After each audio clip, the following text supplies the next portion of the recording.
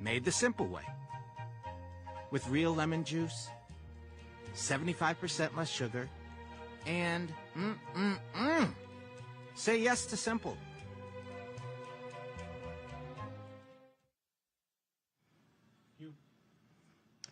Hey folks, today is Friday, July 1st, 2022. Coming up on this special edition of our show, the Black Star Network, we are live from New Orleans and the Essence Festival, of course, Coca-Cola.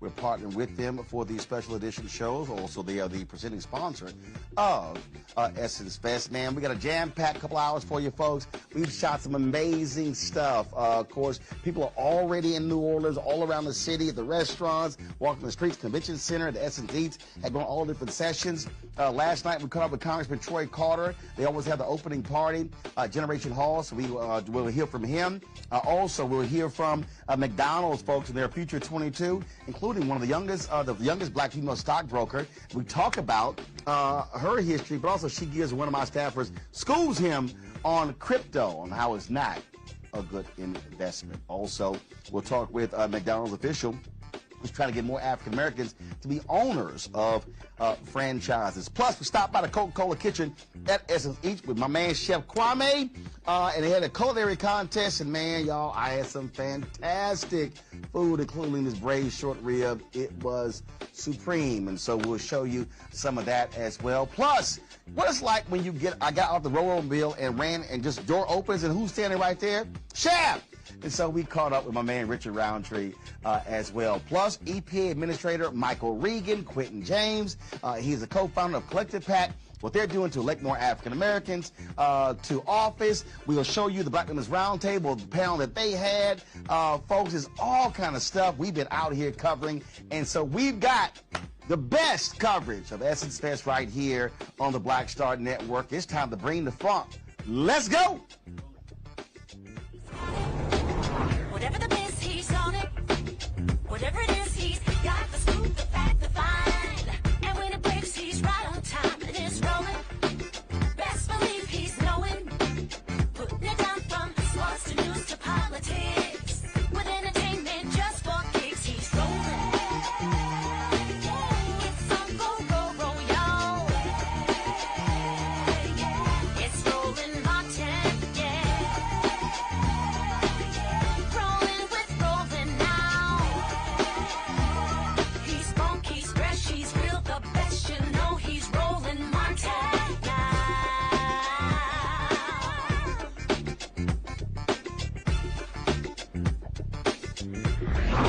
Martin.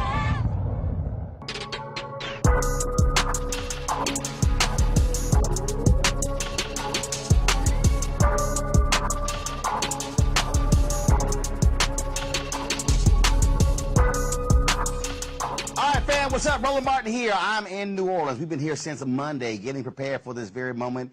Essence Festival began last night here. Kevin Hart performed at the Smoothie King Center, and already folks have been coming into town. Even with all the rain that's been happening here, a lot of excitement, people hitting the streets, restaurants, walking the streets, going to the convention center, going to all the different sessions. Things are really being taken off. Our cameras have been all over the place. Plus, I've got multiple crews doing social media posts. We've been shooting events and live streaming.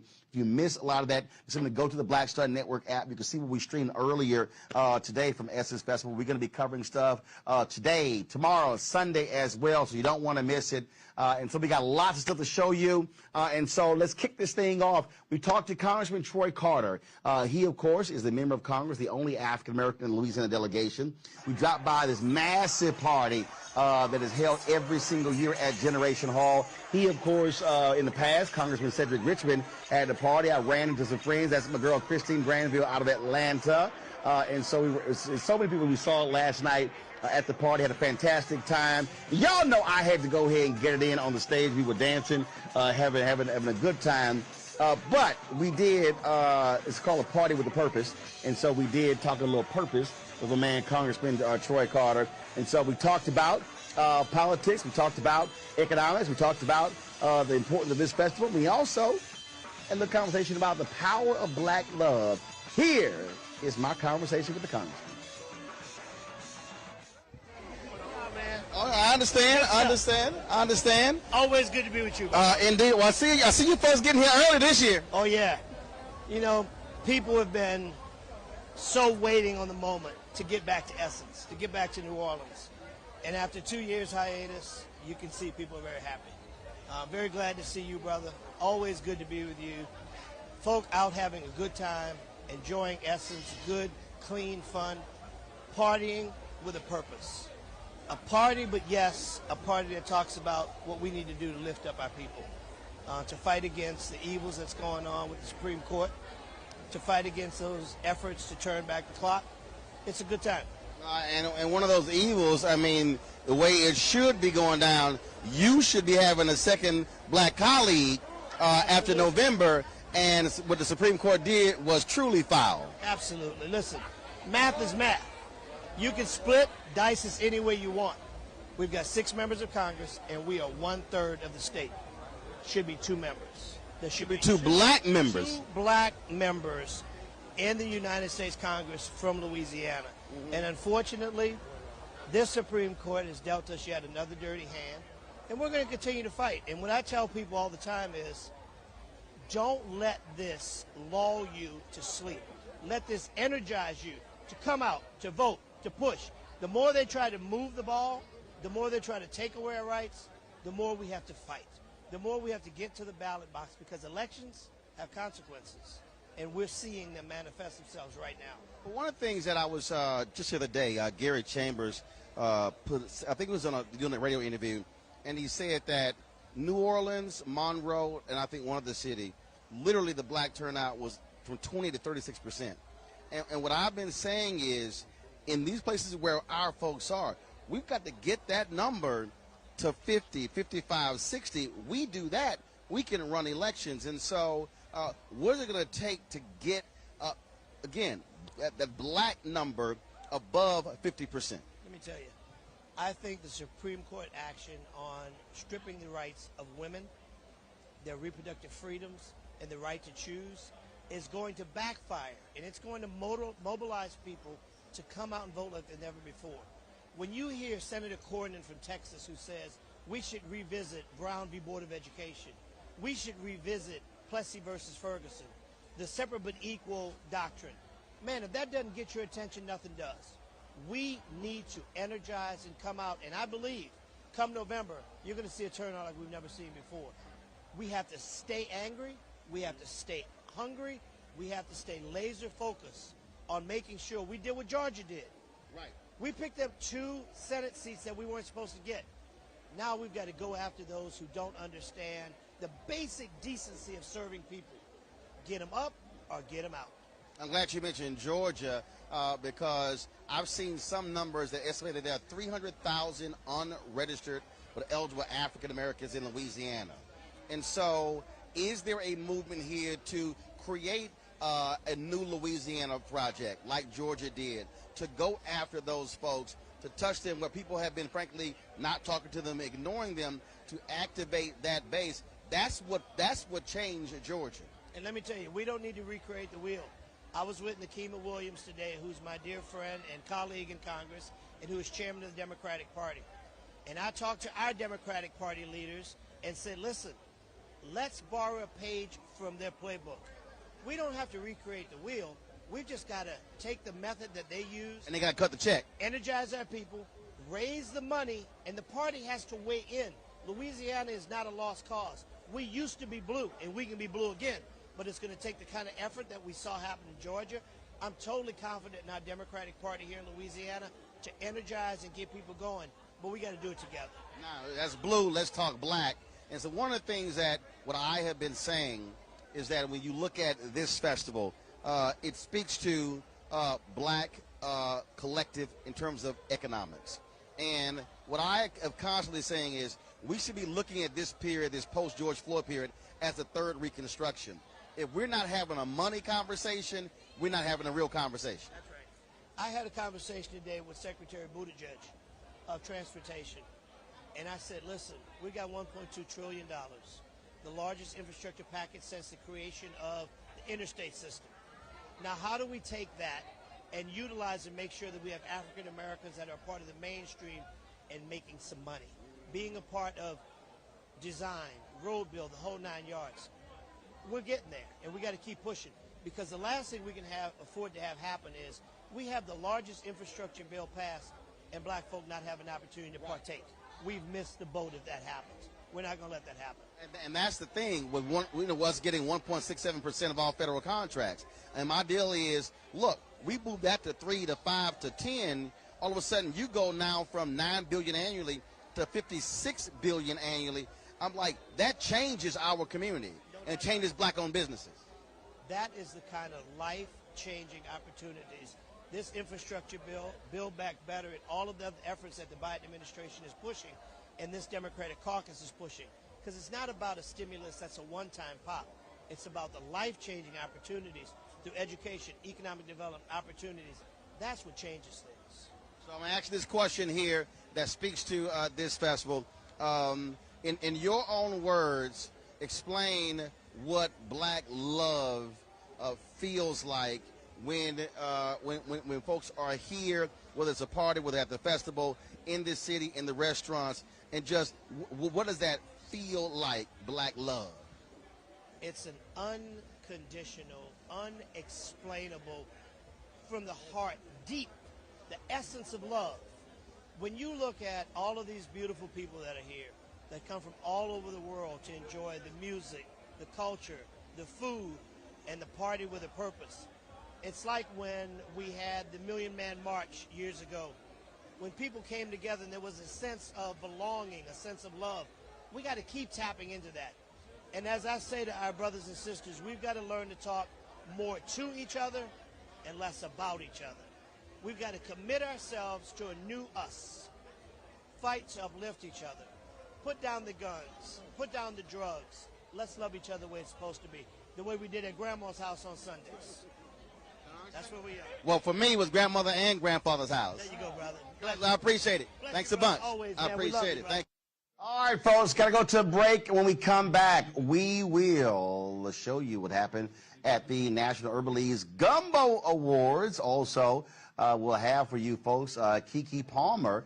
She was part of the panel at the McDonald's Fortune Future 22 event. We will also hear from one of the franchisees talking about what they're trying to do to get more African Americans involved as owners at McDonald's franchises. Plus, we'll hear from Richard Roundtree, also EPA Administrator Michael Regan. Folks, it's a jam-packed show. We got more for you, so y'all hold tight as we sit here and I have this special edition of our show on the Black Star Network with Coca-Cola at the 2022 Essence Fest. We'll be right back.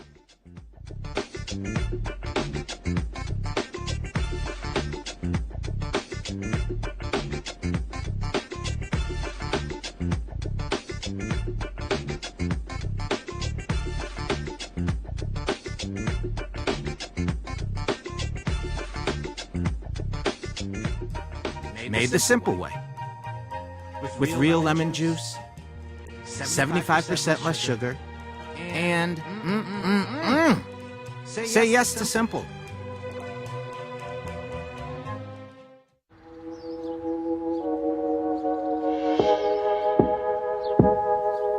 Hold fast to dreams. For if dreams die, life is a broken-winged bird that cannot fly. Hold fast to dreams. For when dreams go, life is a barren field, frozen with snow. Lots of oranges. Half the sugar. 1,000% delicious. That's simple math. Say yes to simple. It's time to be smart. Roland Martin's doing this every day. Thank you, Roland Martin, for always giving voice to the issues. Look for Roland Martin in the whirlwind, to quote Marcus Garvey again. The video looks phenomenal, so I'm really excited to see it on my big screen. Support this man, Black Media. He makes sure that our stories are told. See, this difference between Black Star Network and Black-owned media and something like CNN. I got to defer to the brilliance of Dr. Carr and to the brilliance of the Black Star Network. I am rolling with Roland all the way. Honored to be on a show that you own. A black man owns the show. Folks, Black Star Network is here. I'm real revolutionary right now. Roland was amazing on that. Stay black. I love y'all. I can't commend you enough about this platform that you've created for us to be able to share who we are, what we're doing in the world, and the impact that we're having. Let's be smart. Bring your eyeballs home. You can't be black-owned media and be scared. You dig?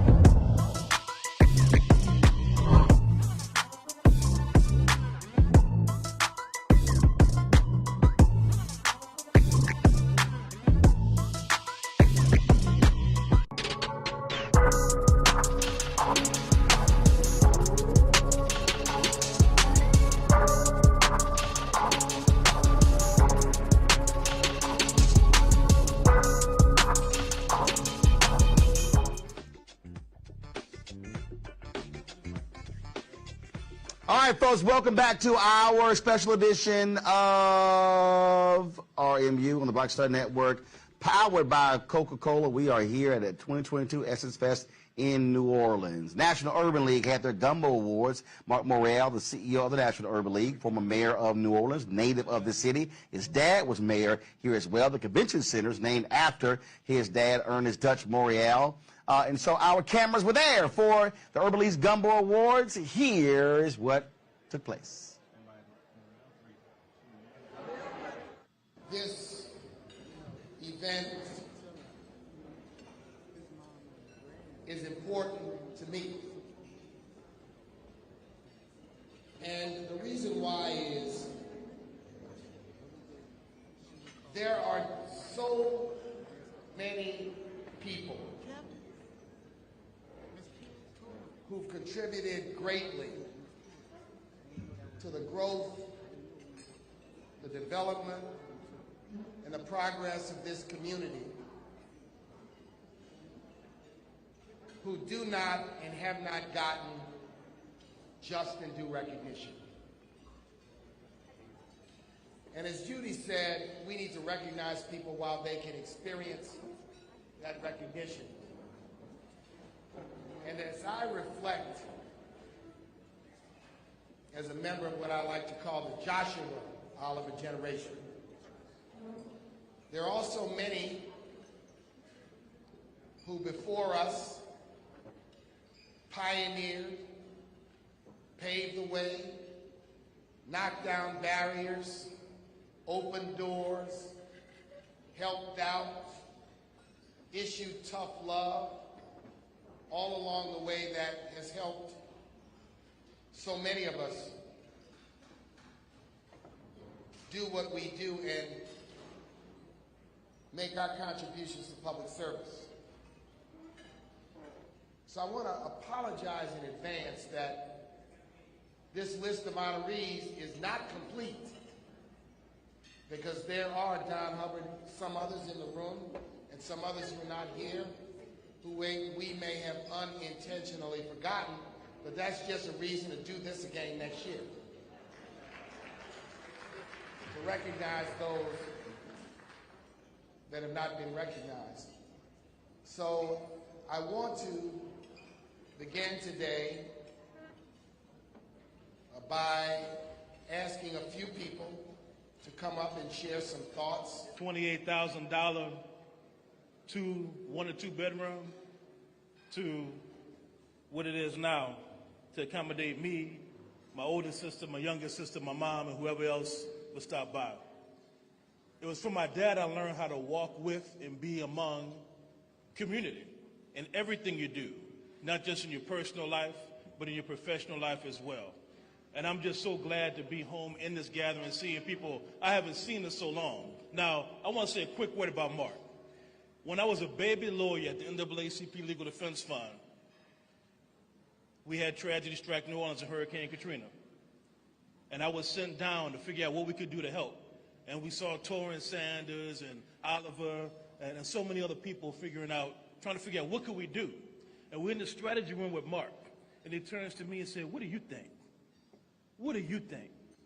And he continues to do that to this day, giving people opportunity, giving you a chance to step up, but an opportunity to lead. But not leading for yourself, but leading for us, leading for our community. So that is the Gumbo Coalition, and that is Mark Morial. Care of things and stepping in the breach and taking advantage of an opportunity. I clerked for Dutch Morial after I finished law school. What we had in common was Dutch Morial was the first African American to attend law school at LSU, and Camille Gray and I were the first black women to attend law school at LSU. And when I finished law school, he hired me as law clerk. A lot of you don't even remember that old St. Peter Claver building on Orleans Avenue, but that's where I started my legal career. And I have to give, just let you know how grateful I am to young lawyers like Mark Morial, who stepped up and filed the Chisholm lawsuit. Ron Chisholm agreed to be the named plaintiff. You would have to understand the courage it takes to be a young law graduate and to file a lawsuit against the justices of the Louisiana Supreme Court. That's what Mark Morial did. And of course, as a result of that Chisholm lawsuit, I had the great opportunity to serve as Chief Justice of the Louisiana Supreme Court, the 25th Chief Justice. But it wouldn't have happened without everybody here in this room, because every time you want to move forward, there's always a challenge. And so my colleagues were suggesting to me, well, we'll let Justice Victory be chief, and then Justice Knoll be chief, and then you'll get your chance to be chief. And everybody in this room says, no, we're not going to step back. We can't do that. We can't let somebody leapfrog over us and take advantage of an opportunity that we're entitled to. And so, I could not have done this without the people in this room. It wasn't really me. It was everybody else in the community who was saying, no, it's her turn, and she's got to be the next Chief Justice. So I just want to let you know how much I appreciate you. There's a lot of battles ahead, and I always talk with all the young leaders in this room, the ones that I've had a chance to mentor, let them know that Royce DuPlessis and all of the others that, the battle is, you've got a battle ahead, because you've got folk who are fighting you on redistricting and voter rights, and that there are lots of challenges ahead, but I know you're equal to the task, and so that's why I'm enjoying my retirement. Thank you very much. All right, folks, coming up next, we are going to show you the McDonald's Future 22. They awarded $10,000 to 22 young folks doing some amazing things. We'll hear from Keke Palmer, who was on the panel as well. We'll also hear from a sister with McDonald's who's trying to get more African Americans as franchisees. And we'll talk to a young sister, the youngest black female stockbroker on Wall Street, where we talk about her journey. She also gives a little education to one of my staffers about the risk of crypto.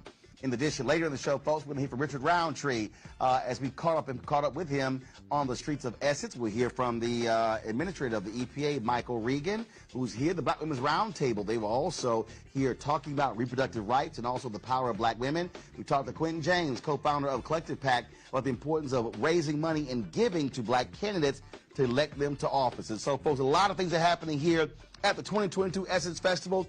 And we, of course, doing this in partnership with Coca-Cola, and certainly glad to have them with us as a partner. And so a jam-packed show for you. Got to go to a break. And here's what we're doing.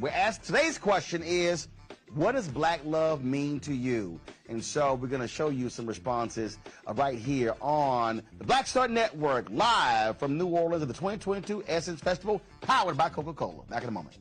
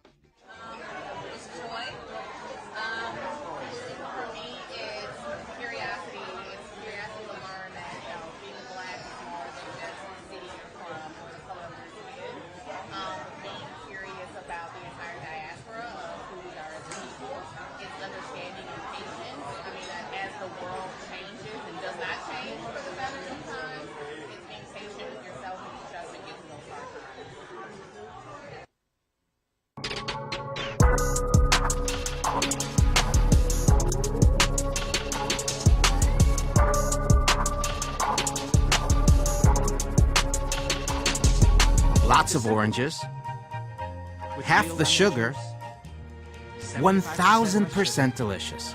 That's simple math. Say yes to simple.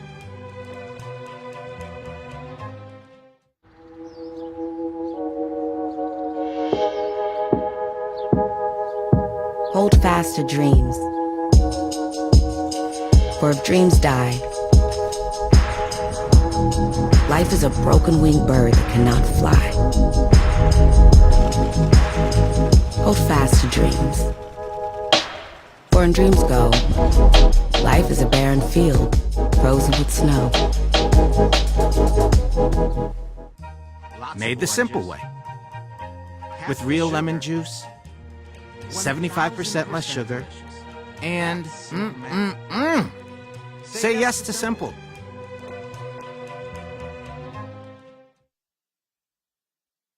It's time to be smart. When we control our institutions, we win. This is the most important news show on television of any racial background. Y'all put $2, $3, $4, $5, $10, $15, $20, $30 on this and keep this going. What you've done, Roland, since this crisis came out in full bloom. Anybody watching this, tell your friends. Go back and look at the last 2 weeks, especially of Roland Martin Unfiltered. I mean, hell, go back and look at the last 2 days. You've had sitting United States senators today, Klobuchar and Harris. Whatever you have that you can bring to Roland Martin Unfiltered to support it, please do, because this information may literally save your life. Watch Roland Martin Unfiltered daily at 6 p.m. Eastern on YouTube, Facebook, or Periscope, or go to RolandMartinUnfiltered.com. Support the Roland Martin Unfiltered Daily Digital Show by going to RolandMartinUnfiltered.com. Our goal is to get 20,000 of our fans contributing $50 each for the whole year. You can make this possible. RolandMartinUnfiltered.com. It's time to be smart. Roland Martin's doing this every day. Oh, no punches! Thank you, Roland Martin, for always giving voice to the issues. Look for Roland Martin in the whirlwind, to quote Marcus Garvey again. The video looks phenomenal, so I'm really excited to see it on my big screen. Support this man, Black Media. He makes sure that our stories are told. See, there's a difference between Black Star Network and Black-owned media and something like CNN. I got to defer to the brilliance of Dr. Carr and to the brilliance of the Black Star Network. I am Roland with Roland all the way. Honored to be on a show that you own. A black man owns the show. Folks, Black Star Network is here. I'm real revolutionary right now. Like, wow, Roland was amazing on that. Stay black. I love y'all. I can't commend you enough about this platform that you've created for us to be able to share who we are, what we're doing in the world, and the impact that we're having. Let's be smart. Bring your eyeballs home. You can't be black-owned media and be scared. You dig?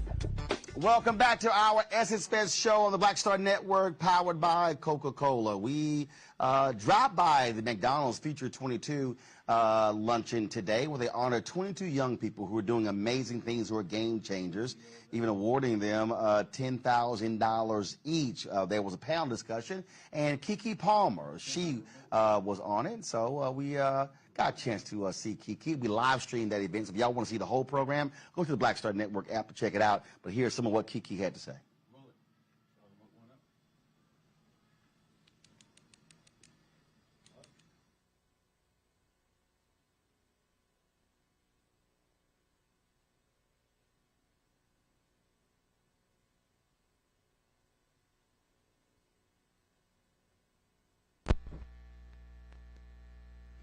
All right, folks, we got an audio issue, so we'll do this here. We're going to come back to play Keke. I did catch up with one of the winners, one of the Future 22, a young lady who, the youngest stockbroker, youngest black female stockbroker on Wall Street, and here is our conversation.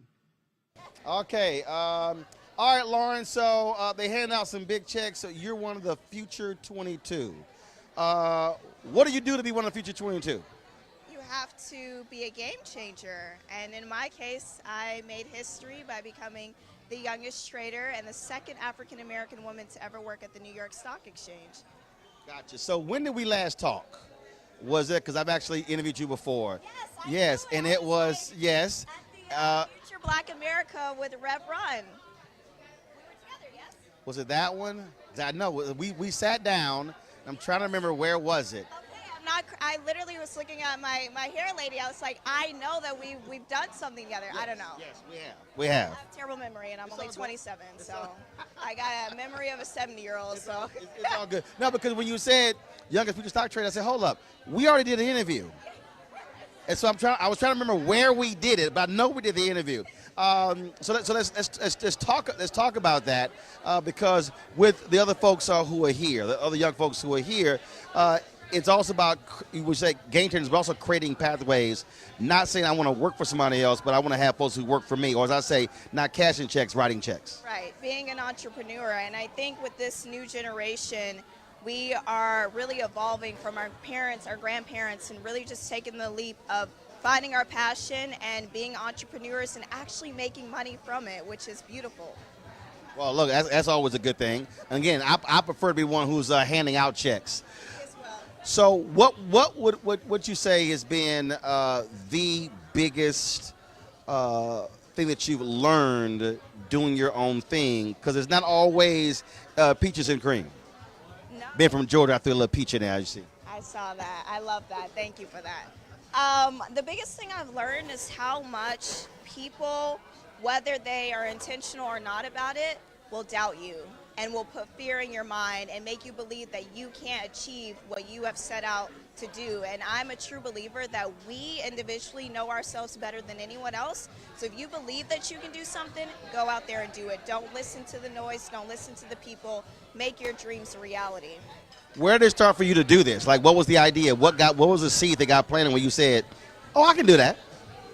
You know, it's my family, honestly. My family is the most supportive, and I have a brother with a disability, and he has this most optimistic mindset, and if he could do anything, he would. And so for me, I felt like, what is my excuse? And so, but did you have a family history of who was working on Wall Street? You know, right. So what was it when you said, oh, I want to do that? What was that thing that sparked that? You know what? Nothing sparked that. I had a gentleman say to me, do you want to work at the New York Stock Exchange? And what were you doing at the time? I had just graduated, and I had studied genetics, and I said, hell yes. I don't know if I can say that. So you studied genetics, yes. And he says you want to work at the New York Stock Exchange. Yes. How do those two go together? It doesn't. It doesn't. He just figured, oh, you smart. Like, you majoring in genetics? Yeah, you smart as hell. You can figure this out. I don't know, but he definitely opened that opportunity, and I'm a big believer of opportunities, and take the opportunity and do what you will with that. And so I said yes. I did have a strong background in math, so there's a lot of correlation in that. And y'all know that ain't roll. I can help you.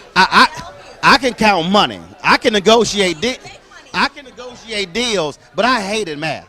Well, listen, I got you if you need it. I can help you budget, save, raise that credit score. What are we trying to do? But I don't even. Well, first of all, I pay for everything in cash, so I don't even need credit. I'm sorry. I'm saying. everybody needs credit, even a business owner. For what? You need it. For what? To build. It helps build your capital. It helps to be leverage. I got the capital in the bank. Don't be silly. Don't be silly. Anyways. Math did drive me crazy. Yeah. I told my professors, I said, hey, look, I can count money. I can go make money, negotiate deals. I ain't using Pythagorean theorem for nothing. Calculus, no, and I think that's, I mean, simple math at its finest is what you need for finance. And if you could do that, then you're fine. And I think people get intimidated about finance and being in the industry because of the other things that we learned in school that just isn't applicable to your everyday life. Although I'm still not understanding crypto. It's still like, I actually like ones, fives. Don't invest in crypto. Thank you. Okay. Period. I'm sick because he on my team. He's a crypto fiend. No, absolutely not. Go ahead and talk to the camera. Don't invest in crypto. Get over here. Tell him why. Get over here. All right, y'all. So I'm having this conversation with Lauren, and then crypto comes up, and she's like, "Oh hell, no, don't get involved in crypto." Well, Anthony Hampton, who works on the show, he is all into crypto, and so I said, "Why don't y'all two have a conversation about crypto?" Here that is. Here's the conversation. Stay right here. Tell him why not to invest in crypto. Lauren, do what you do. Crypto is a speculative asset. There is nothing backing it, and as of yesterday has dropped down to the lowest that it's ever dropped down. So everybody that's saying that crypto is a hedge against inflation, it's not. It's not. It's not a hedge against inflation right now. There's regulation that's being drawn up and discussed. So once it gets regulated, institutional investors will start investing. So if you get in early, the assets won't change. Okay, so at its lowest right now, I think it's a good time to get in, especially if you have money. You got to have money to do it, though. I wouldn't put my last dollar in, but if I have $1,000, I would definitely invest it in a crypto. Okay, so what I say to that is, yes, it's going to be regulated, but it's not going to be regulated under the SEC. It's going to be regulated under commodities and future trading. Futures that trade are not traded and backed on any kind of value. It's also considered speculative trading. So unless, and the difference for people that don't know what as like being regulated under the SEC, being regulated under the SEC means that you are a corporation, that you have to disclose your quarterly financials. You actually have money to give to your shareholders. All that is great, but do you go to the casino? I don't. Okay, maybe not you, but there's millions of people that go to the casino. There's millions of people that also play the lottery. Right. So and 99% of their money. But they don't lose 99% of their money. With gambling? No, they don't. If Really? they lost 99% of their money, how would they afford the gas to get there? How would they? They're not losing 99% of their money. They're losing maybe 99% of the money that they're gambling with. But that's just the fun in it. So it's like, I have other ways. I have Roths. I have other ways that I invest my money. I have other companies as well. But if I want to be speculative about crypto, it's just a choice because everybody has a choice. So it's like, it could work, it couldn't work, but I'm not going to put people do DraftKings, everything. I mean, there's DraftKings, there's Caesars betting, like there's crypto. So you're telling the people that are listening to this interview to go out there and gamble? No, what I'm telling them is... He's not on the air, he's behind the camera. Yeah, exactly. I'm not on the air. This is not financial advice at all. I'm just saying this is Anthony Hampton advice. So if you want to do crypto, do crypto. Like, okay. We good. All right, Anthony. All right, go back to work, Anthony. But yeah, look, I'm seriously. I've had people hit me up like, Roland, you should accept crypto for your Bring the Fun fan club. I said. But what I will say is that I don't believe in crypto. What I do believe is the blockchain technology, and I do believe that blockchain technology will be a disruptor in its space. Okay, so now me and you're gonna definitely talk later, because I've had people on my show. I still know what the hell they talking about with blockchain. It's a software. At its rootest, at the root, it's just software. Right. And the software and what it's going to be able to do, amazing. As far as blockchain, crypto, Ethereum, I don't know what that, we're already seeing that and all the money, honestly, that has been made in crypto has already been made. I know Anthony said like more institutional investors will go into it. Institutional investors are going to something else, right? Because we see this trend happening. They're going to put their money probably into NFTs, and then that's going to crash. And then to something else, metaverse, and then that's going to crash. So like it's So you ain't down with NFTs or metaverse? NFTs, no. The metaverse is still open because I'm not really sure what they're. They can't figure out what to do in this universe versus trying to figure out the metaverse. No, I agree. But it's open. It's open. All right. Well, look, it's good to see you. Yes, we got to communicate again. So I'll give you my information. You can explain to me what the hell, walk me through blockchain. Because I'm sitting there and I'm like, I don't know what the hell you talking about. Again, I like what I know. Trying to say, what's in my pocket? Tangible money. I like that. I mean, I know what that does. I agree. I know what that does too. All right, then. Good seeing you. Appreciate it. Now, folks, as I said, we got it now ready. So Keke Palmer was actually on the panel, because yeah, we played it earlier. We had an audio issue there. So go ahead and get Keke Palmer, get Keke queued up. Keke was on the panel beforehand. I'm going to talk to Keke. Then we're going to hear from Vicki Chancellor. Vicki she's actually one of the black operators. Really is all about trying to get more black folks owning operators. And so they had a panel discussion. As I said, we live streamed it on the Black Star Network. You can go to our YouTube channel or go to the app. You can actually check it out. And so they had a very good conversation. And so we're going to share some of that with you. So Vicki Chancellor she's an owner-operator with McDonald's. And we got a chance to talk to her about the importance of African Americans owning their own franchises. Watch this. All right, Vicki, look, now I know because of all the stuff that I've done for the black McDonald operators, what they do. But for people who really don't quite know the history, it's a long history of African Americans who are operators. But people don't also realize they're owners, not just operators, they're owners of the franchises. We are definitely owners. And the difference between just being an owner and an operator, for us as owners, that means that we own our cash flow, we own the branding and the marketing and everything in our store versus just being an operator where you go in and you run that store, but you really, when you sell it, you don't have anything to sell.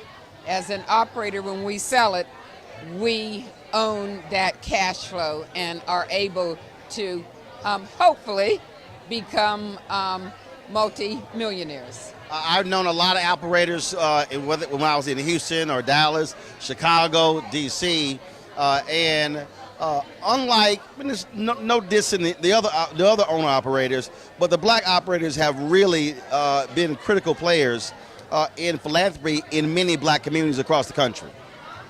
Yes, we pride ourselves in giving back to our communities. And when you are a black operator, you know that you stood on the shoulders of somebody else. You know that when you lived in that community, it was that your minister or that black teacher or just that neighbor that made sure that you were on the straight and narrow. And as a community, we always had to look out for each other and make sure that we were helping the next person up. And obviously, what are you doing? What are the black operators doing to create that next generation of owner operators? I've met several. Many of them, their parents own stores. But for somebody out there who's looking to actually say, I want to be an entrepreneur, how do they get involved and say, hey, that might be a possibility to become McDonald's owner operator? So excellent question, and I'm glad you asked that. Because one of the things that we are looking for, McDonald's, is we are looking for, I will say, black, young people that would like to get in the McDonald's system. And actually, McDonald's just has started a $250 million fund that will be able to help people in diverse communities. And I say black because I'm black, but that would include Hispanics, that would include... My black show, we say black. Yes. With a capital B. Yes. So that means that if you have an interest, if you're out there now and you have that drive to be an entrepreneur and you want to build wealth for your family, I would ask you can give me a call, but you can also give Roland a call, and he will put you in touch with McDonald's. Okay. All right. We certainly appreciate it. Always good to see you.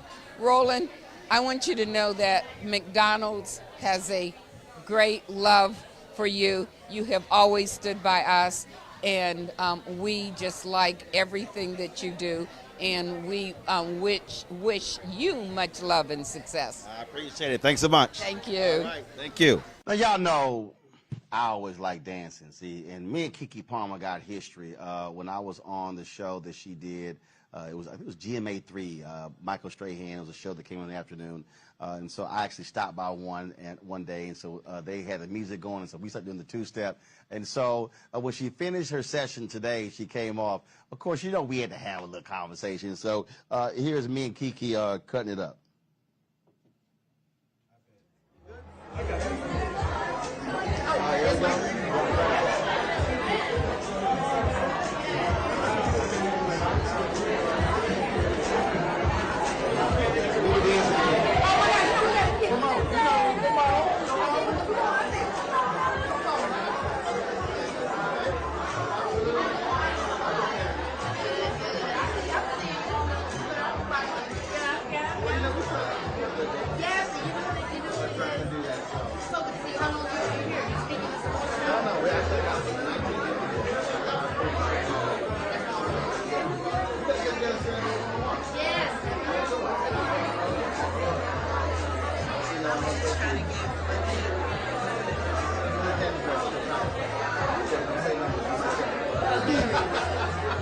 McDonald's owner-operators.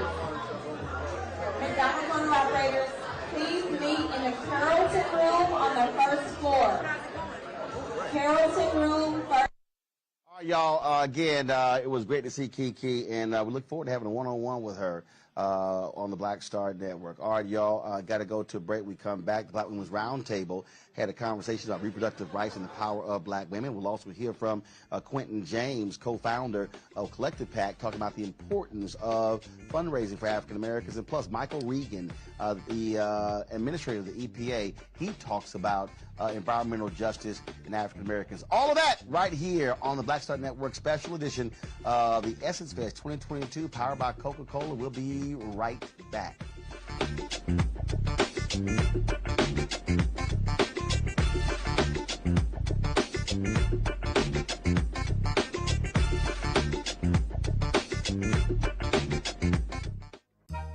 Made the simple way. With real lemon juice, 75% less sugar, and say yes to simple.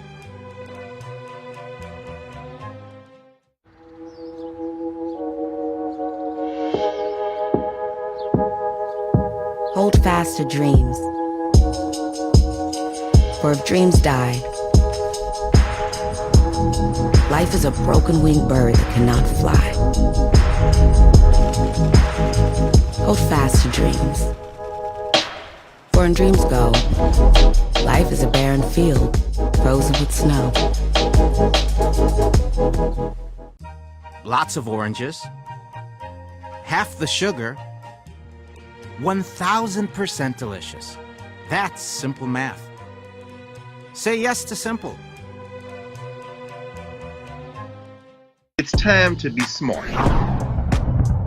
Roland Martin's doing this every day. Oh, no punches! Thank you, Roland Martin, for always giving voice to the issues. Look for Roland Martin in the whirlwind, to quote Marcus Garvey again. The video looks phenomenal, so I'm really excited to see it on my big screen. Support this man, Black Media. He makes sure that our stories are told. See, there's a difference between Black Star Network and Black-owned media and something like CNN. I got to defer to the brilliance of Dr. Carr and to the brilliance of the Black Star Network. I am Roland with Roland all the way. Honored to be on a show that you own. A black man owns the show. Folks, Black Star Network is here. I'm real revolutionary right now.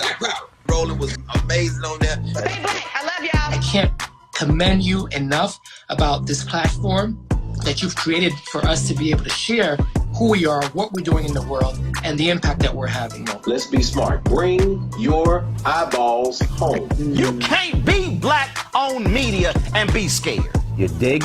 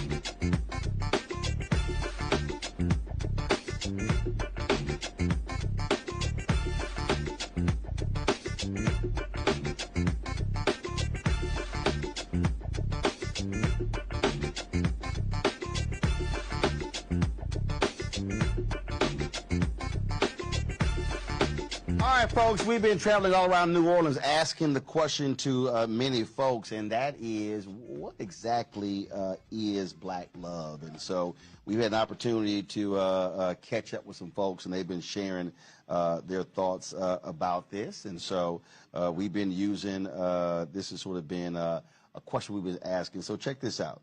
And black love for us is all about loyalty, friendship, family, you know, showing, you know, fighting, and if you fight, you still family, still get each other's backs, you know, just, you know, being there for each other.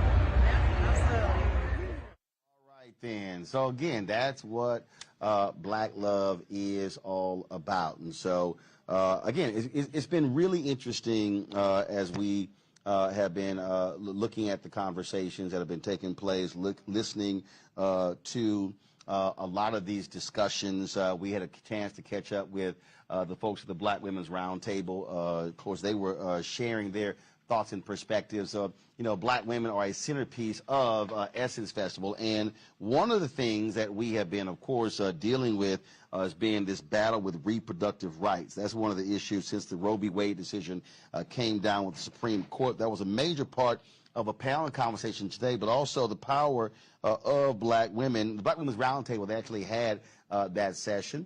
Melanie Campbell and her group, and so we had an opportunity to chat with them and to actually showcase that. If you go to our Black Star Network app, you'll actually see the entire event. We live streamed the entire event, an opportunity for us to be able to show you that conversation. And so I want to play some of that right now, y'all, and so hopefully we won't have any technical issues. And so let's go to that conversation. It's different medications that are FDA approved, that they have the right to access those medications through the mail, and they're willing to stand up for those protections. That's really important. You know, I think that there are other implications around access to contraception and just other health care services. There are some requirements under the Affordable Care Act and even under Medicaid and people's ability to access those sorts of services. So I think that the administration can do a lot to speak up on that, but I also think that they just have to be bold and unequivocal that this is a ruling that cannot stand. Right. Like we should not accept it as anything but a politically driven effort to deny women and people who give birth their rights. And they need to be bold and loud and consistent in saying, we will fight it. We will fight it at every place we can because it is unacceptable and it is inconsistent with what we know about the Constitution and our rights generally. But that's where they can start. I think you said that so beautifully, and I'm so glad you said it first, because I don't have the nice words to say what I think they need to do, right? I just think this administration needs to boss up. Like that's what they need to do. They need to stop playing this little pitter-patter game and actually take off the gloves and do the work, right? So yes, we have our role to play. I know we're going to talk about voting and the power of that, and all of that's important. But if we don't have folks who are willing to stand in the ways that we need them to, unapologetically, by any means necessary kind of attitude, then why are you in this office, right? I don't understand. So I think I'm coming with, I appreciate those who can put it with this, give us the right things to say, and I lean on these folks right here. Because I'm ready to say, get off your asses and actually do the work that you were put in your position to do. Our previous administration used everything and then some to put us in the situation that we are in. Why are we not doing the same thing? And not trying to say we're trying to be like the opposition, but it is important for our people to use their power that they have to the fullest extent of that and do that thing for real, y'all. So I think I'm coming with a lot of fire today, in case y'all haven't noticed. But I'm ready for them to boss up. So we're looking at Roe v. Wade, we're looking at EPA, we're looking at an interesting border decision. And before that, it was guns everywhere, right? And so what we divide up, and my sisters to the left, they going in hard on Roe, and we know the impact. But this is that thing of you got to know your history or you'll repeat it. This folks. That's right. There's a bunch of folks that always had an agenda with the very, very few. So I want some white folks to understand, look, you weren't included either. They coming up for yours as well. The folks on the plantation, there wasn't a whole lot of folks in the big house. It was just a little crew over there, and everybody else served them. So that was the plan. And now there's a movement to say, how can we, the few, control the rest? And everybody, so the only way that can happen is if some of us work on Roe, and some of us work on the environment, and some of us work on that, and we miss the bigger picture. And then the other thing is our numbers. They got black folks in the mindset that we 13%. I travel. Everywhere I go, there's black people. Everywhere. I go to South America, there's black people. I go to Africa, there's a lot more black people. I go to Europe, there's plenty of black folks. So the issue and what time it is, we have to understand that we got to make the leap forward. We can't do what we've done.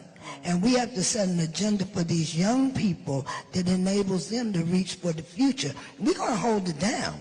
And those of us that are in the blue states, where you can get pills, the best thing I heard, you can buy a lot of them if you can afford to, so that we can distribute where they need to be.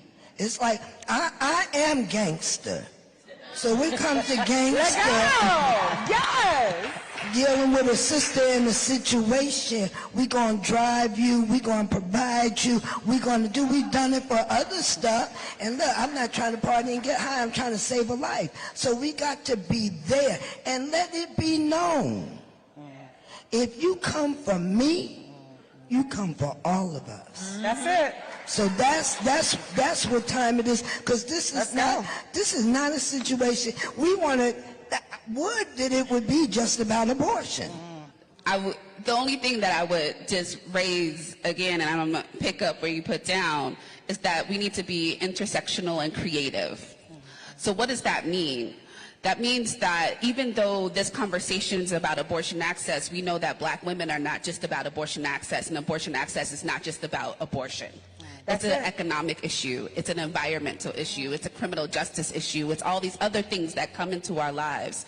So our administration not only should be thinking about Roe, it should also be thinking about how do we make sure that the lives of black women, regardless if they want to have an abortion and or keep their pregnancy, right, that they are creating the conditions for that to happen. So we also need to be keeping them accountable of what does it mean to have fair pay. We also need to be keeping them accountable. What does it mean to also have paid parental leave? What does it mean for us to be thinking about this full range of things so folks can actually give themselves options? Because abortion access is more than about, oh, well, I just woke up and I just don't want to be pregnant. Even though sometimes that is the question, or sometimes that is the answer. Abortion access is about all the pieces, because we know that most people who have abortions are already parents, right? We know that, so they are making, and most times they are making economical decisions. That's right. So how do we also address those issues as well? So when folks tell you that there is nothing to do because of the Congress and the way it's at, don't believe them. That's right. Tell them that there are many things that they can be doing around abortion access. There are many things that can be doing around reproductive and sexual health access.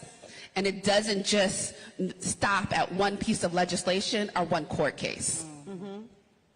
That's very important. But I'm hearing a common thread is tell Congress, which pivots me into where we're headed. We're headed to the midterm election. We are. Well, we vote folks in and we vote folks out.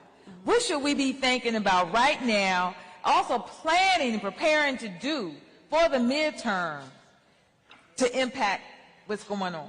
And we vote at high numbers. We get out there, older black women or more seasoned black women are one of the highest propensity voters in the country, right?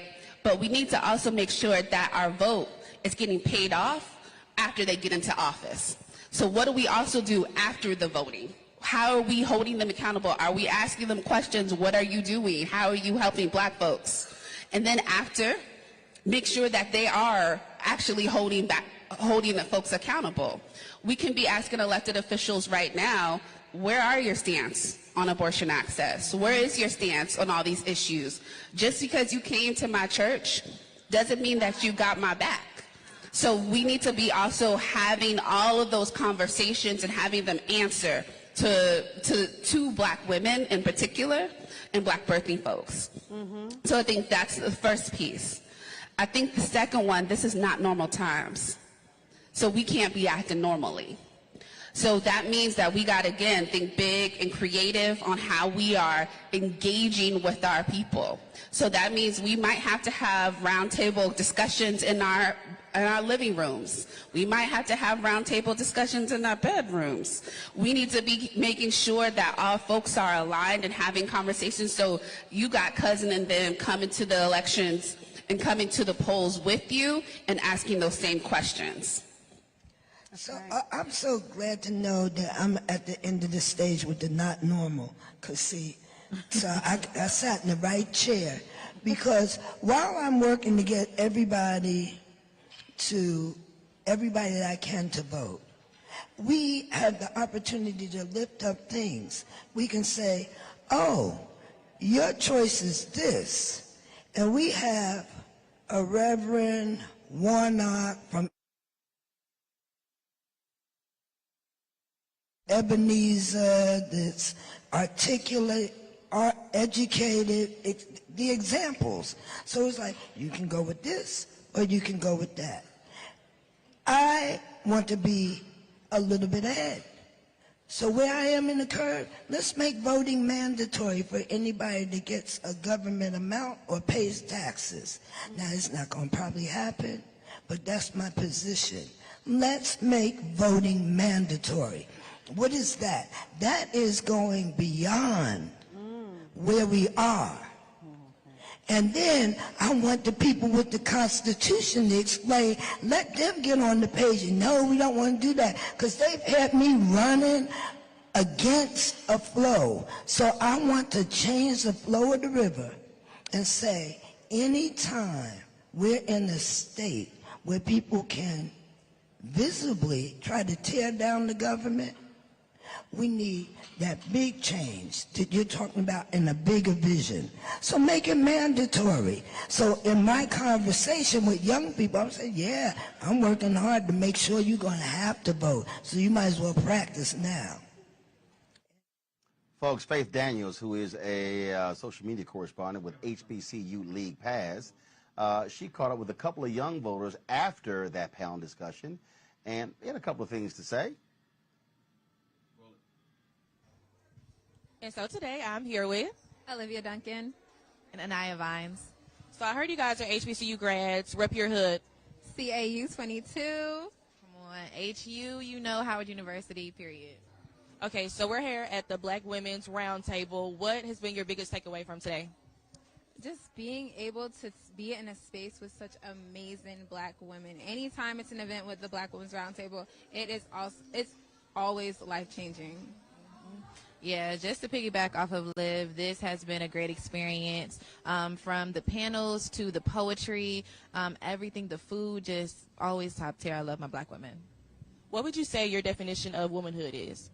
To me, especially with the state of everything right now, I would say vulnerability. It takes a lot to be a woman, to be in difficult conversations, to be in difficult positions, to always have to be the strong Black woman, and then not really have time for yourself. So I would definitely say vulnerability, and that's not always a negative thing. Sometimes it's good to be vulnerable. Sometimes it's good to come into these spaces and have difficult conversations, but understand how to better love yourself and how to take care of yourself, and to how to identify with issues that you didn't even know you were dealing with.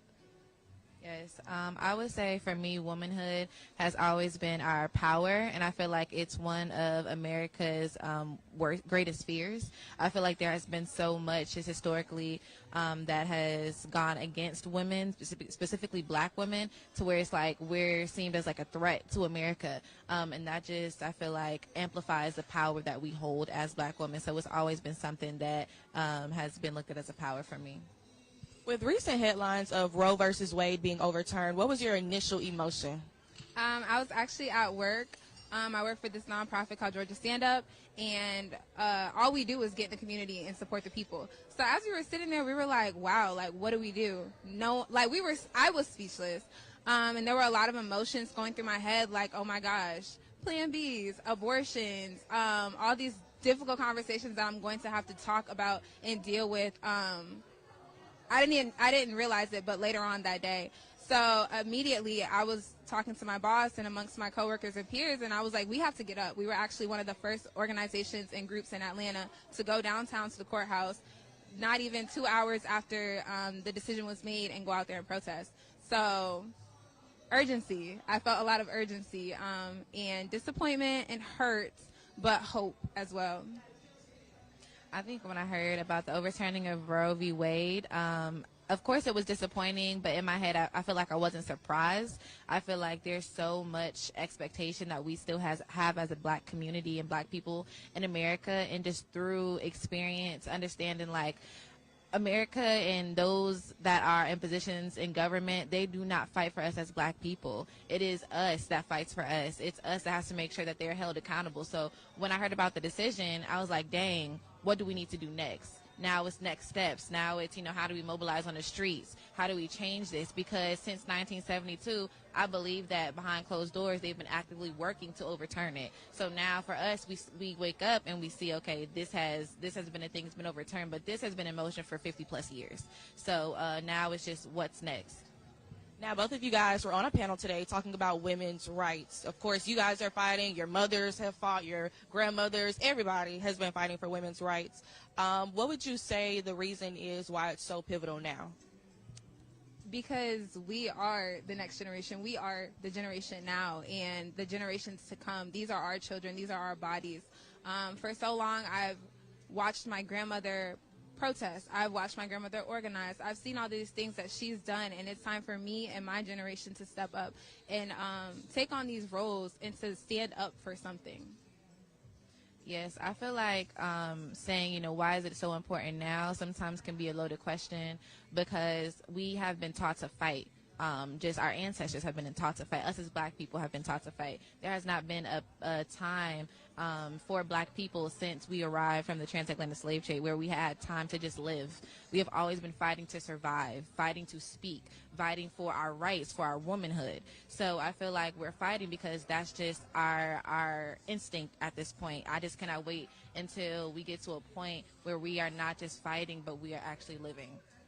So before I let you all go, to the little girls that look up to you guys, that aspire to speak out for what is right for them, what is your advice to them?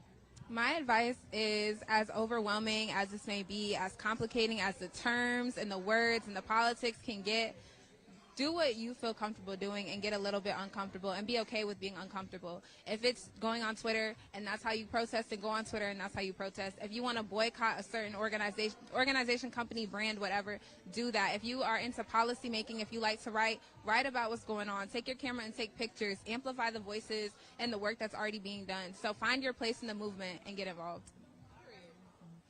I would say just know that you are naturally strong, and you have not only God with you, but you have those that came before you with you. So just channel that power. It is more so a thing that you are born into and born with rather than taught. And being a black woman in particular, you have nothing to fear because you are walking in the path of giants. So you'll be fine. How would you say today's event went? How excited were you for it? Today's event was phenomenal. Anytime Melanie Campbell calls me, I'm going to come running because I know when she does her events, you feel empowered, you feel a sisterhood, and there's this camaraderie that you can't get when you're just kind of on your own. But when we come to these convenings, it's phenomenal, and you're energized and you're just ready to get out and do the work. What is your definition of womanhood? My definition of womanhood? That's a good question. I think that I would call womanhood just, I don't necessarily think that womanhood has to just be a woman. I think that men can feel empowered by knowing that they are protecting and looking out for the best interests of people. You know, it's looking out for one another. It's caring for one another. It's holding one another up, you know, wind beneath other one's wings, and just helping to light someone else's candle. You don't have to do this alone. You don't have to be alone. You can work with other women, work with other men, work with other people to lift everyone up. So for the little girls and young ladies that look up to you and aspire to have as much courage as you all have in order to actually have a table talk such as this, what is your advice to them? Just keep doing the work. Don't think that you cannot do this. Don't think that you are not smart enough. You are not gregarious enough. You're not outgoing enough. You can do this work. You know, the quietest voice can be the most powerful sometimes. So never believe that you cannot do it. Always know that whatever you put your mind to, whatever you think about, whatever comes to mind and thought of, I wonder if I could, yes, you can. Yes, you can. Period. Thank you so much, and I'll see you next time. Thank you. All right, y'all, when we come back, Chef Kwame has a culinary competition. Y'all, man, we had some good food there. And so we got an opportunity to judge that. Wait till we show you this from the Coca-Cola kitchen in the Essence Eats Pavilion. We're going to go to commercial break right now. And again, one more of our folks talking about black love.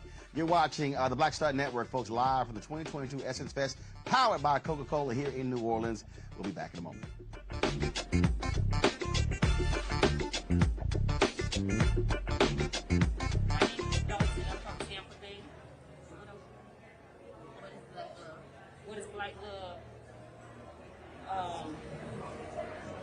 Black love is just being powerful, doing whatever you want, and get to your goals. And my name is Roland, and I'm from Tampa, Florida. And the meaning of black love is everybody, our black culture, united together.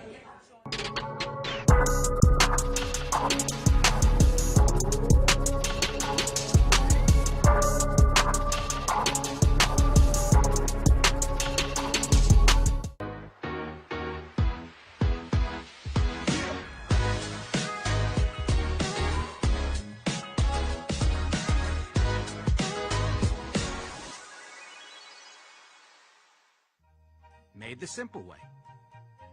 With real lemon juice, 75% less sugar, and say yes to simple.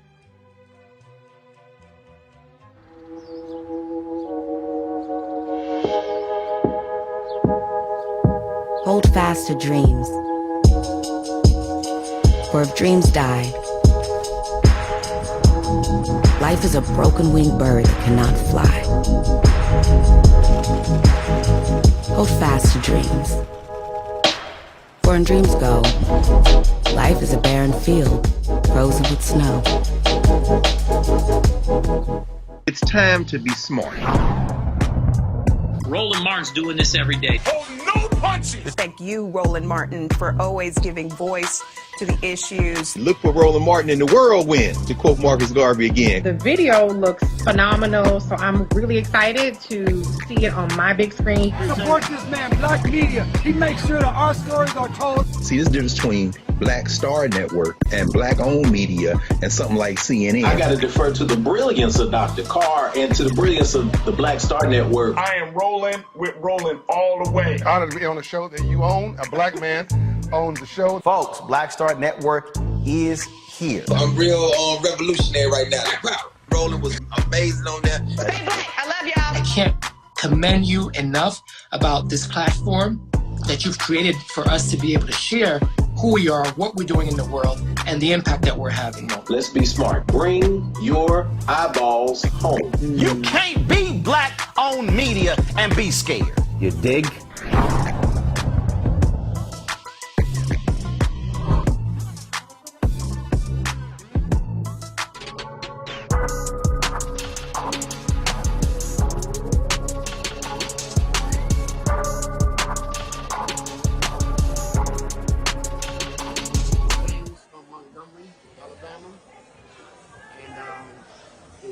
Question was, what is black love? Black love is unity and love for one another, and a sense of family, because we're a united family, and it's good to make sure that your heart is there, so you can do for others, and help them. Pavilion. They moved it from the inside of the convention center to the outside, and they've got a staging area, they got concerts there. Well, Coca-Cola, they've got their large kitchen out there. My man Chef Kwame was out there today judging the culinary competition. I stopped by at the right time when the food almost came out. We got an opportunity to check that out and to taste the food and judge the competition. And so here is some of that culinary competition. Okay, everyone. Hey, how you doing? Okay, so we've got Tupperware over here, so clearly this is a black event. What's going on? Oh, nothing's going on. I'm warming up my chicken, get my pan hot and freezing for y'all.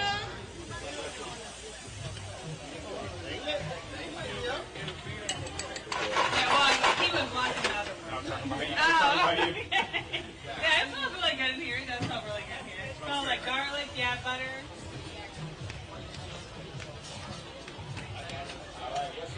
Got it.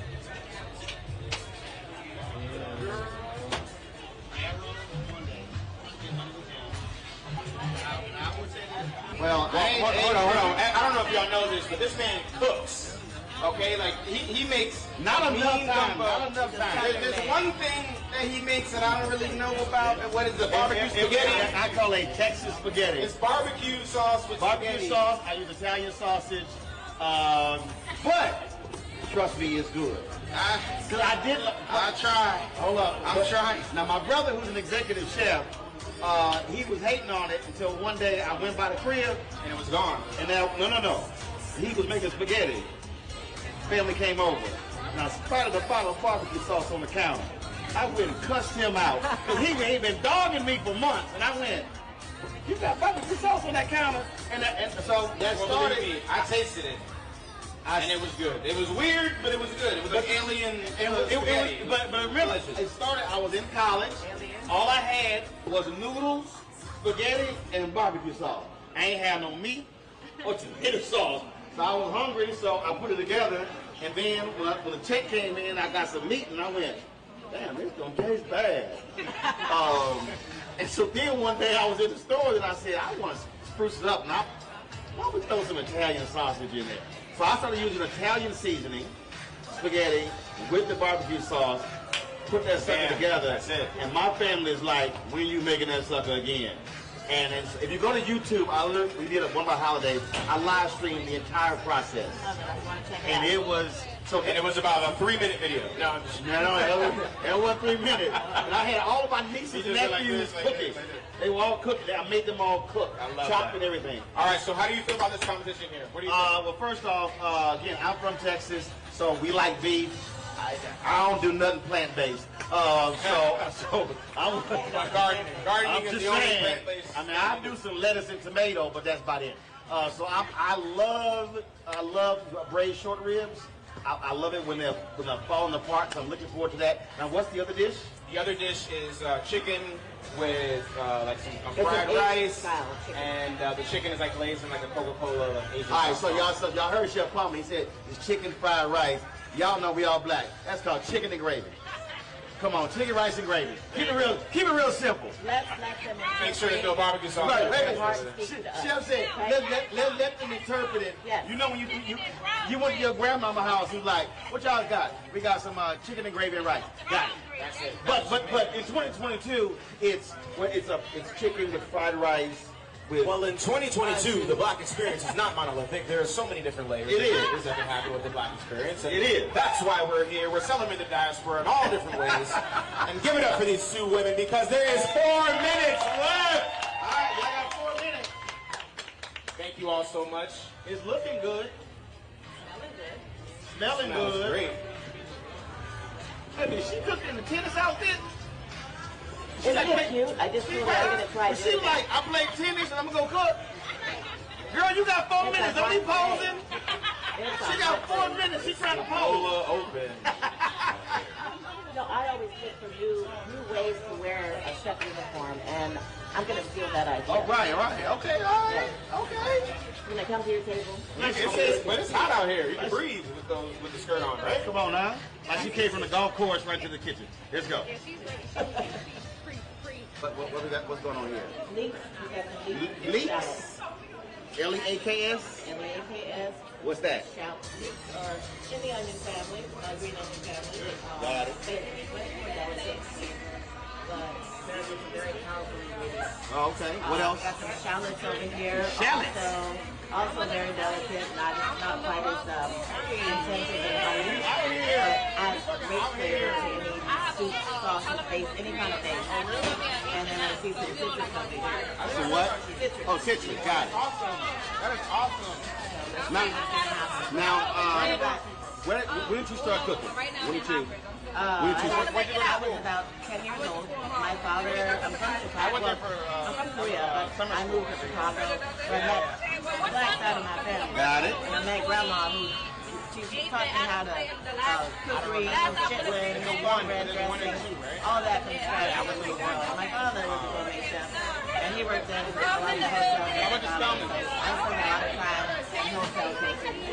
I went to culinary school by the time I was about 18 years old. Yeah, give me one. And opened my first nightclub and catering business at 19. Nightclub and catering? Nightclub. I wasn't even Breaking news. We have 2 minutes until the dishes are ready, and I already see chefs plating. So let's get our attention to these chefs, please. 2 minutes. All right? And let's hype them up. 2 minutes for us to get the pressure on. 2 minutes for the pressure on. We got mashed potatoes. Stuff my daddy made me. Rosemary? What have you got over there? Ariana. Oh, tarragon. Johnny, almost done plating. How do you feel? Tarragon for garnish. Aragon, how do you feel? Okay, all right. Don't with the garments. I see you. Hey, I think Whitney needs some help. Hey, go Whitney! Come on, Whitney, let's go. Strong finish. Get it, Whitney, get it. I'm coming. Yeah, y'all, she got the mashed potatoes and the garnish. Y'all know I'm telling you. Ariana's still plating over there, so let's give her some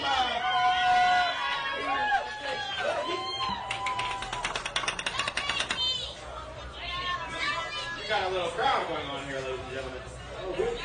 Whitney brought her own fan club back All here. right. How many people do you think are out here? That's a high school back How many here. people do you think are out here? 50? Right here? Okay, I'm thinking of a number between 1 and 50. And nobody's screaming out. If you raise your hand, if you get it right, then you're going to taste the dish with me, all right? 1 minute. 1 minute. You already eaten it. I'm sorry. You, sir. I go, oh, No. oh, It's not right. What's her name? Whitney. Nope. Oh, that's Whitney. Yes. Nope. Hey, Whitney, all right, come on, Whitney. She said 25. Nope. Nope. 150. Come on, stay in the parameters. Nope. Nobody. Getting warmer. 30? You said 30? You said 3? You're wrong. You. 50 now. 30 seconds? Yes. I got it. Let me know when it's 10. Close. 20 seconds, Chef Kwame. 27! He got it. Come on. 15. Come on. 14.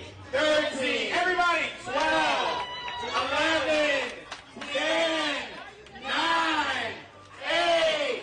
7. 6. 5. 4. 3. 2. 1.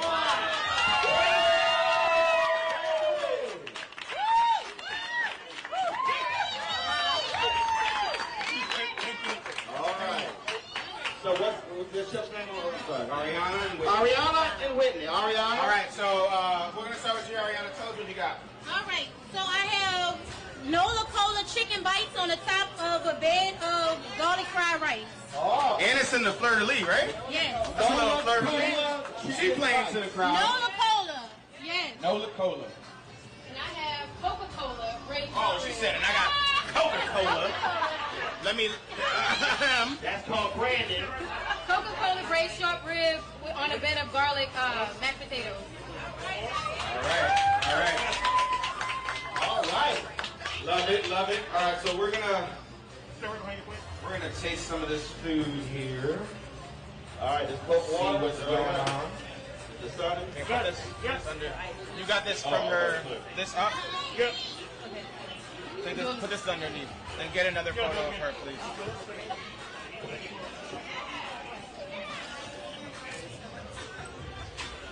To the right, to the right, to the left. Right, ready for me? Yes. Just right over. Right. Nice power pose. Got it. 2, 3. There. Got it. Right here, Whitney. Look over here. Boom. Thank you. Whitney, where you from? I'm from Luling. Luling? Yes. Texas? No, 30 minutes away from here. Louisiana. Texas, too. I know. Look at my son. Huh? Larry Morrow. 3 hours. All right. All right. Whitney, I appreciate your mashed potatoes, but... So hold on, we're gonna get Whitney to walk over here and explain her dish while you all eat it. Okay, so the garlic mashed potatoes, I did russet potatoes. The cream sauce is garlic infused cream sauce with thyme and garlic and bay leaf. And the braised short rib was braised in Coca-Cola, red wine vinegar, carrots, the miracle, which is your carrot, your onion, your carrots, your onion, and celery, And I braised the short rib in orange peels and orange juice, fresh orange juice and orange peels. Okay. So there's also orange zest on top, and the liquid I use to complement it with brown sugar to make the glaze on top with the Coca-Cola. Okay. That sounds delectable. So all that, Very so the excited to Coca-Cola see in the how meat. this goes. It's in the meat and the glaze. Okay. All right. Here we go. The potatoes are really nice. Let it marinate on the tongue. Let it sit there a little bit. Ooh, I love the adding of the citrus. Yeah. That's pretty cool. Getting a little contrast.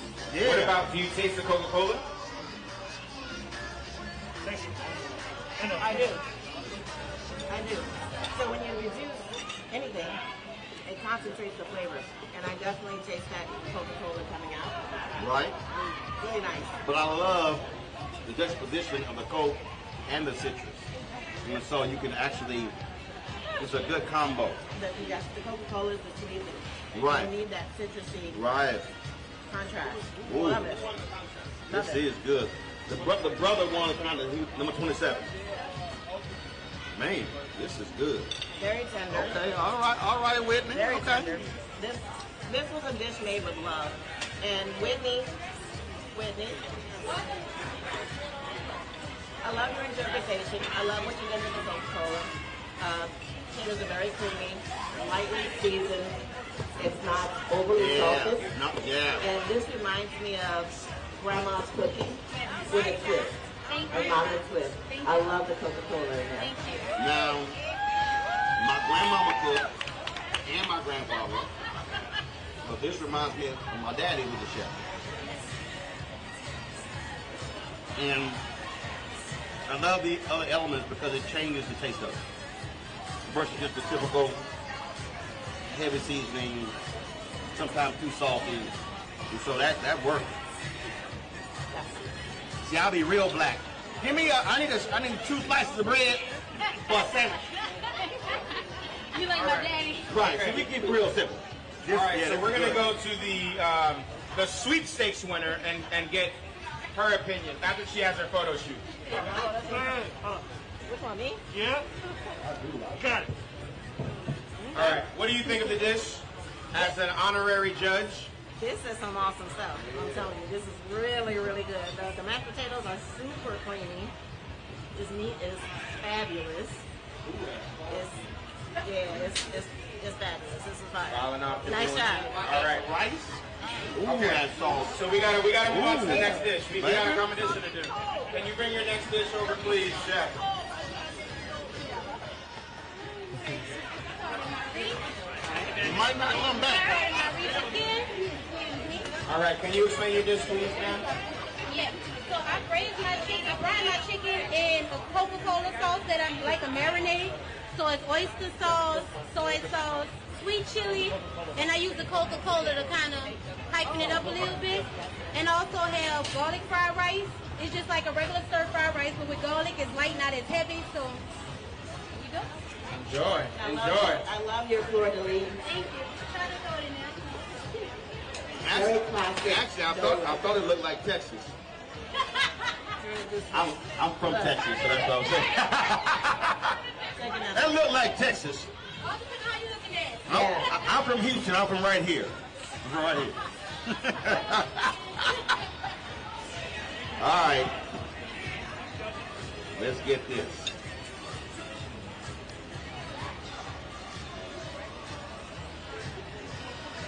Like the butteriness of the rice.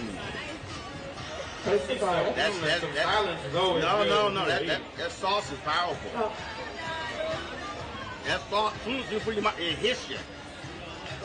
It hits you. I like to taste the ingredients without the sauce first and see what we're working with. And then I want to taste it with the sauce and the protein. Now, what else did you put in it? Beyond the Coca-Cola, it was something else you did. Say it again? There you go. Which is a classic Asian ingredient. And then we have sweet chili. I do taste the sweet chili now.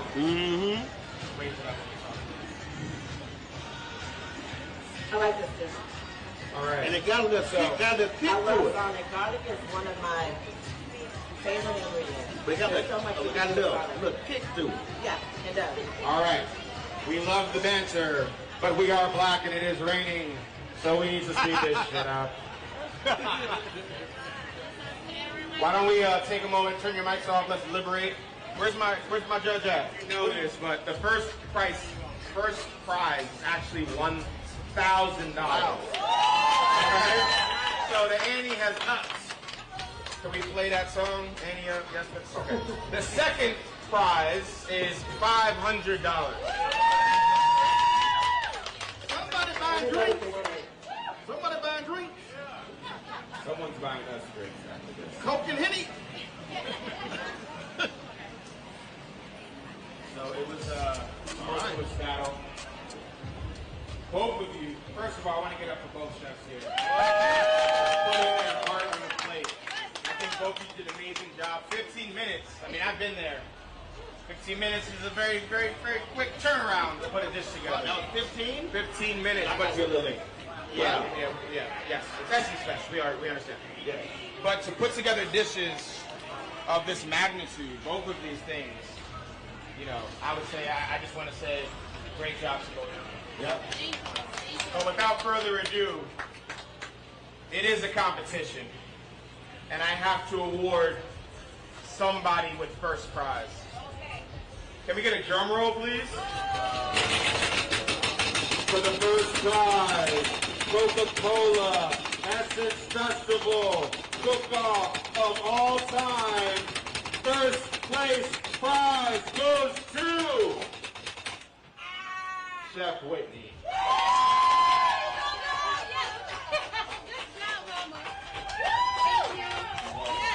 Judges, can you please explain why you chose Chef Whitney? I love the interpretations from both chefs.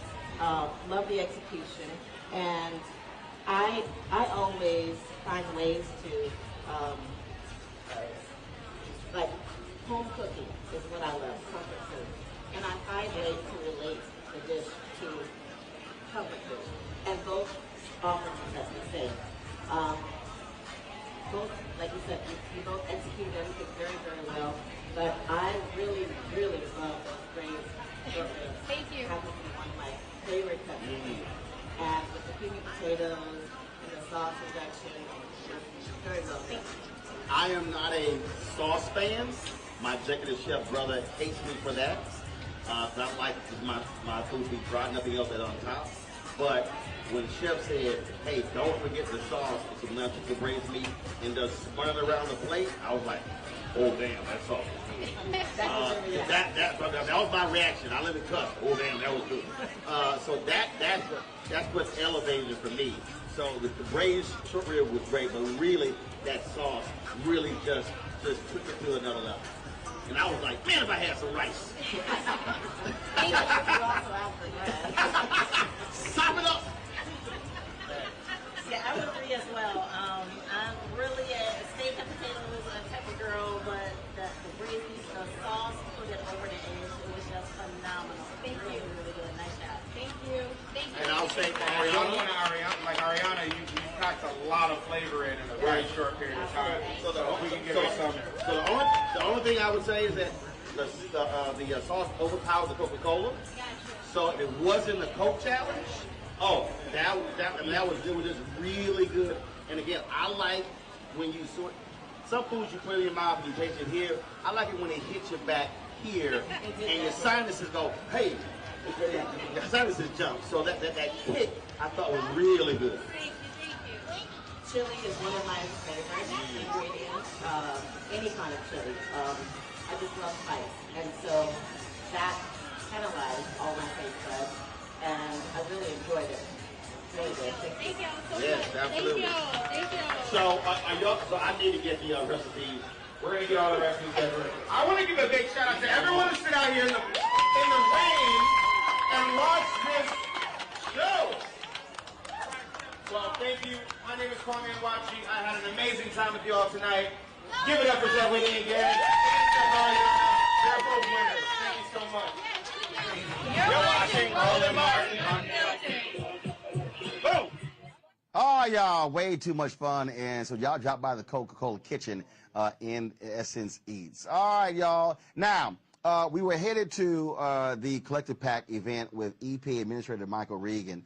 And so the Roadmobile opens up, and I get off, and who do I see? Shaft!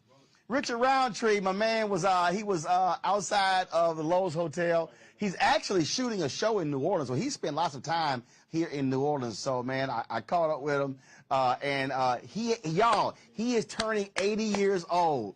And so when I walked up to him, he asked me, did I get the invitation to his birthday? His 80th birthday party is next Sunday in Los Angeles. I told him, I said, Richard, don't worry about it. I will be in L.A.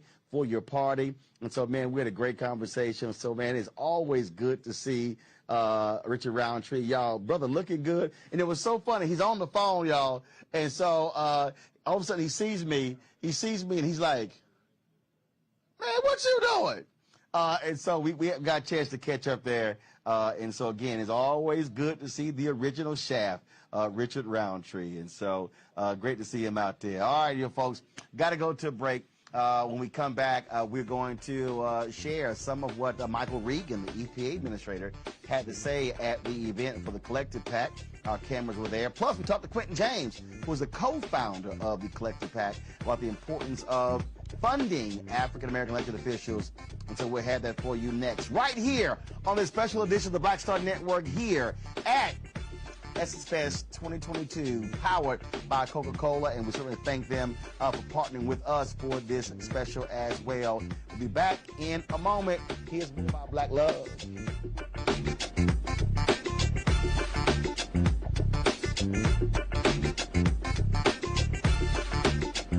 Hello, I am Anthony Dangerfield. I am known as the Good Fella. But what does Black Love mean? Oh, I apologize. Baton Rouge, Louisiana. But what does Black Love mean to me? The source of all life. I think that Black Love not only encompasses unity, but it spreads itself everywhere in a almost godlike manner. You know, I think it's the purest form of life, the greatest form of life, and we are all the benefits of it. Through Black Love, we have been able to grow beyond our wildest dreams, and also through Black Love, it's brought us down to a point to realize strengths that we never knew we had. So, all in all, Black Love is the thing that keeps this world spinning.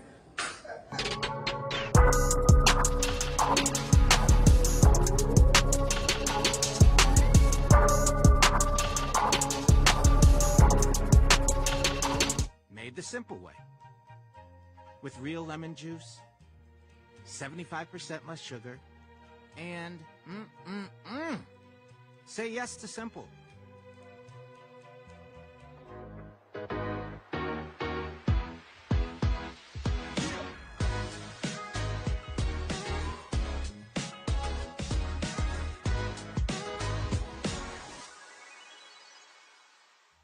Lots of oranges, half the sugar, 1,000% delicious.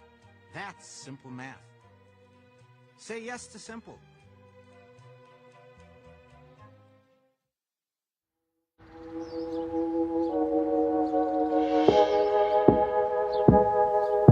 Hold fast to dreams. For if dreams die, life is a broken-winged bird that cannot fly. Hold fast to dreams. For when dreams go, life is a barren field, frozen with snow. It's time to be smart. Roland Martin's doing this every day. Thank you, Roland Martin, for always giving voice to the issues. Look for Roland Martin in the whirlwind, to quote Marcus Garvey again. The video looks phenomenal, so I'm really excited to see it on my big screen. Support this man, Black Media. He makes sure that our stories are told. See, this difference between Black Star Network and Black-owned media and something like CNN. I got to defer to the brilliance of Dr. Carr and to the brilliance of the Black Star Network. I am Roland with Roland all the way. Honored to be on the show that you own. A black man owns the show. Folks, Black Star Network is here. I'm real revolutionary right now. Wow, Roland was amazing on that. I love y'all. I can't commend you enough about this platform that you've created for us to be able to share who we are, what we're doing in the world, and the impact that we're having. Let's be smart. Bring your eyeballs home. You can't be Black-owned media and be scared. You dig?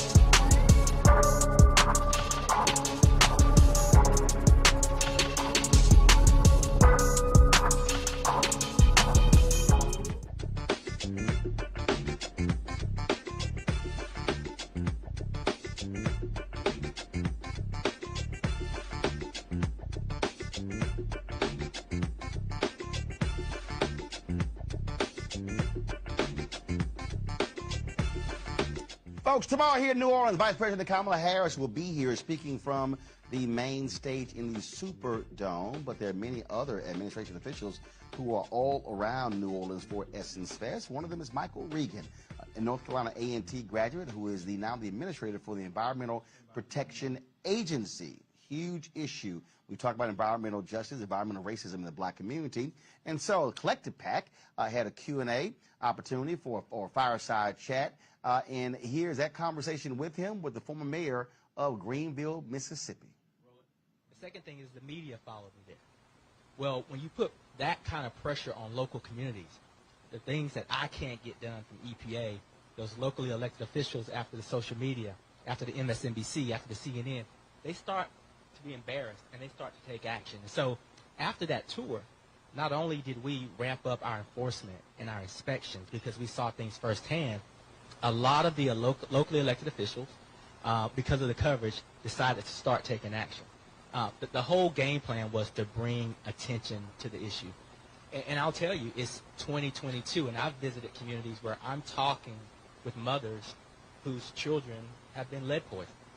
If you are a black child in this country at or below poverty level, you are 4 times more likely to have elevated levels of lead in your blood. This is not coincidence. This is by design. I was in Jackson, Mississippi at an elementary school because I was supposed to talk to 8- and 9-year-olds about water quality. And I pulled up to this school, and all you could see was porta potties for as far as the eye could see, with no construction happening. Those porta potties are what the students were using because they didn't have good water pressure. This is in the middle of a pandemic. These are our children. And so my goal has been to use our voice, our bully pulpit, to bring attention, whether EPA can solve the problem or not. Bring attention to these issues because these issues are very real. Last thing I'll say is I was in Lowndes County, Alabama. 30% of the population in Lowndes County, Alabama has hookworm. 60% of the people in the community don't have good sewage connection. The kids play in the same yards that raw waste is spewing in those yards. This is happening in 2022 because government has failed so many people.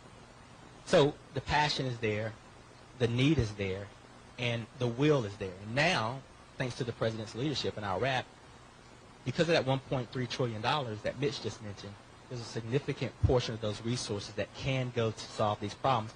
We just have to make sure that the right people get those resources. You know, it's amazing to think about the fact that we are sitting in a space where not only are we having to address these issues, but we're also having to correct past harms at the same time. And I think we are all grateful for not only the work that you're doing in that space, but the encouragement that you're giving, and what I'm hearing is the call to action for all of us. That wasn't made easier this past week. That wasn't made easier with the decisions that have come down. And I know that you put out a public statement really stressing the public health aspects and the continued work that we have to do. And just knowing that there's been such a great recognition of the disparate treatment and impacts, as you've described, for minority communities, particularly black and brown communities. Can you talk a bit about how we are going to, or what you could encourage us to do to really encourage local, state, federal policy to come together and put action with what both Mayor Landrieu outlined, what the environmental groups can do? How can we turn that into action in light of the opinions that we've just experienced? Well, this is one of these situations where you wish you could Monday morning quarterback it. I mean, it's unfortunate that we don't remind ourselves that the power of our voices is something that we have to use. We have to wait for a Roe v. Wade, or we have to wait for the Supreme Court to roll back, our Clean Air Act statutory authorities. So, we have to have a sense of urgency. Congress gave EPA $100 million just to focus on environmental justice grants and air quality monitoring. We're trying to distribute those resources to organizations that have never had a seat at the table. The big national green groups have finally started to mobilize and rally around environmental justice, but we also don't want to overlook those groups that have been on the ground since day one.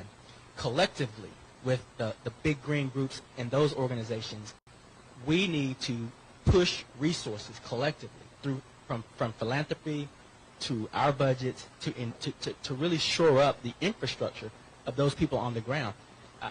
It's nice for me to come into town and talk to people, but I'm not a trusted voice of the community. The trusted voice in the community are the community members themselves. We have to start having more conversations like this one. We have to have more Journey to Justices. We have to really just get in the room. And the great thing about the Journey to Justice tour was I reached out to the leaders in the communities and said, you design this tour. You tell me where to go. You tell me what time to show up. And that's something different. Folks, if you want to see the full conversation with EPA Administrator Michael Regan, simply go to our Black Star Network app or go to youtube.com/Roland S. Martin to check that out. Folks, we'll have Quentin James talk about the importance of electing black officials tomorrow. Also tomorrow, folks, Congresswoman Val Demings, who's running for the United States Senate, she'll be sitting down with us. We'll be chatting with Tammy Roman. Also, we got the Smart Water Walk in the morning with Mayor Cottrell, in addition to Angela Simmons. We'll be broadcasting that live, so look forward to that live stream. Plus, we'll have a recap on the show as well. So a jam-packed day tomorrow here at the 2022 Essence Fest, powered by Coca-Cola. And so we're going to have wall-to-wall coverage. Look forward to having all of that. Tonight, Nicki Minaj takes the stage at the Superdome. And so look forward to that. They're also going to be having different news conferences and things happening there. And so, man, just a lot of stuff going on. And so that's why we are here. We got it all covered for you. You're not here in New Orleans. Tell a friend what we're doing. Be sure to check out our content. We're going to be restreaming all of this content over the next 24 hours in case you missed it as well. So, folks, thanks so very much. I'll see you tomorrow right here from New Orleans for the Black Star Network. Working with Coca-Cola, folks, it's having a grand time here. The 2022 Essence Festival. Holla!